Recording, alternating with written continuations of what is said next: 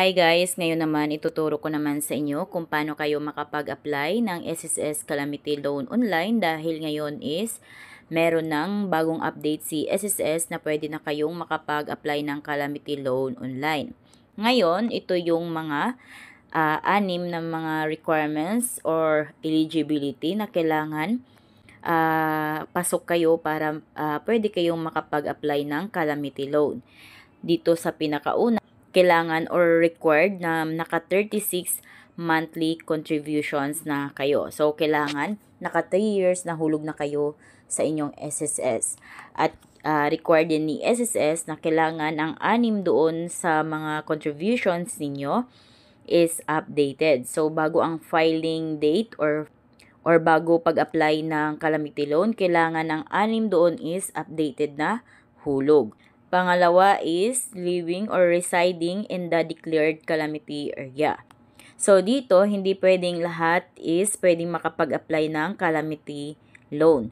Kailangan yung mga nakadeclared na mga area lamang ang pwedeng makapag-apply ng calamity loan. Kung halimbawa naman guys, yung address ninyo is hindi pa updated, then gusto nyo mag-loan, and then nakatira kayo sa area na nakadeclared ng state of calamity, is pwede naman kayong magpa-change ng inyong home address. So, pag-update ng home address, kailangan pupunta pa kayo sa mismong SSS branch dahil hindi pwedeng mag-update through online. Dahil ito is home address, kailangan mag-submit pa kayo ng E4 form at kailangan magdala kayo ng one valid ID. Kung kayo naman talaga ay naapektuhan or kasali sa mga lugar na nakadeclared as state of calamity, so pwedeng kayong magpa-change or magpa-update ng inyong home address. Pangatlo naman is kailangan 65 years old at the time of loan application. So, kung 66 years old and above na kayo, so of course, hindi na kayo pwedeng mag-apply ng calamity loan. Pang-apat naman is have no final benefit claims such as permanent total disability or retirement. So, kung kayo ay may pension na, total disability pension at saka retirement pension, of course, hindi na kayo pwedeng makapag-apply ng calamity loan. Panglima naman, have no past due SSS short-term member loan. So, dito sa bagong update ni SSS, so kung kayo ay may mga past due na mga SSS short-term member loans tulad ng salary loan, kung halimbawa yung salary loan ninyo is naka-past due na, so unfortunately, hindi kayo pwedeng makapag-apply ng calamity loan dahil meron kayong naka-past due na salary loan.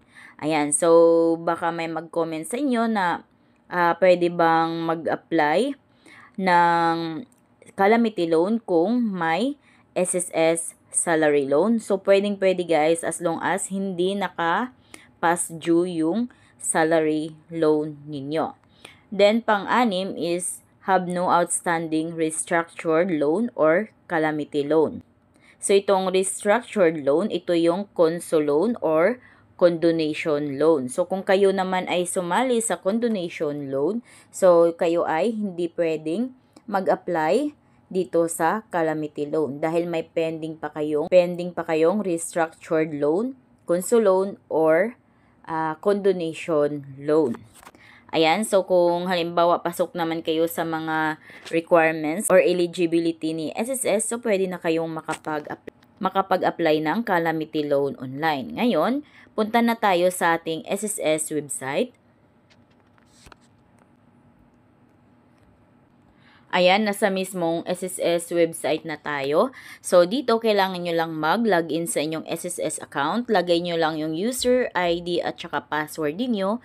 Then, click sign in. Ayan, nasa home na tayo. Nakapag-login na tayo. Dito, click nyo lang itong loans.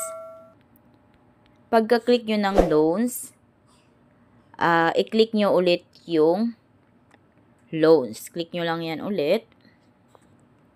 Then, lalabas na dyan yung mapagpipilian. Makikita nyo dito yung apply for calamity loan. Click nyo yan.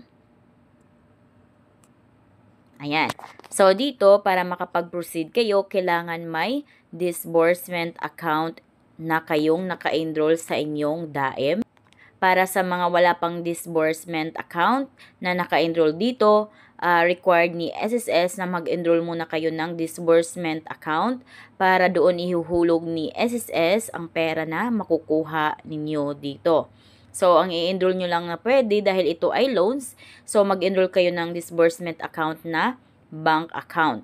Again, hindi kayo makakapag-proceed dito sa calamity loan kung halimbawa wala kayong naka-enroll na bank account sa inyong disbursement. So, pag once na may naka-enroll ng bank account sa inyong disbursement, so, pwede na kayong makapag-proceed dito. So, dito makikita ninyo, required field, nakalagay dito yung typhoon or calamity. Click natin yung select. Then, makikita nyo dito yung dalawang klaseng calamity na in-offer ni SSS sa ngayon. So, kung saan kayo bilong, halimbawa dahil ngayon is yung bago is Carina. So, click natin yung Carina. Then, click na nyo na yung proceed. Ayan. So, sa akin guys, ang nakalagay dyan is loan application will be rejected due to the following reasons. Dahil yung home address ko sa SSS is hindi naka-declared as a state of calamity. So, ang nakalagay dito is rejected. So, kailangan ko pang magpa-update ng aking home address. Dahil sa ngayon, ang naka-declared lamang na state of calamity is yung Metro Manila. So, yung address ko is naka-Rizal. So, hindi ako belong or hindi ako qualified. So, pag once naman na-qualified kayo guys, makikita nyo na dyan yung mismong amount na makukuha ninyo, then mag-proceed lamang kayo. Then, makikita nyo yung mismong amount na maluloan ninyo sa calamity loan. Then, pag nasubmit nyo na, makikita nyo dyan yung you have successfully submitted your calamity loan application. And then, pag nasubmit nyo na, maghintay na lamang kayo ng 1 to 2 weeks para ma-disburse or mahihulog ni SSS yung pera sa mismong account ninyo. Then, mag-i-email si SSS regarding sa inyong loan kung ito ba ay approved. Then, guys, pag once naman kayo ay employed, so, kailangan, pag after nyo mag-submit dito ng loan application, kailangan sabihin nyo sa employer or sa HR ninyo na kayo ay nag-apply ng calamity loan at para ma-confirm nila.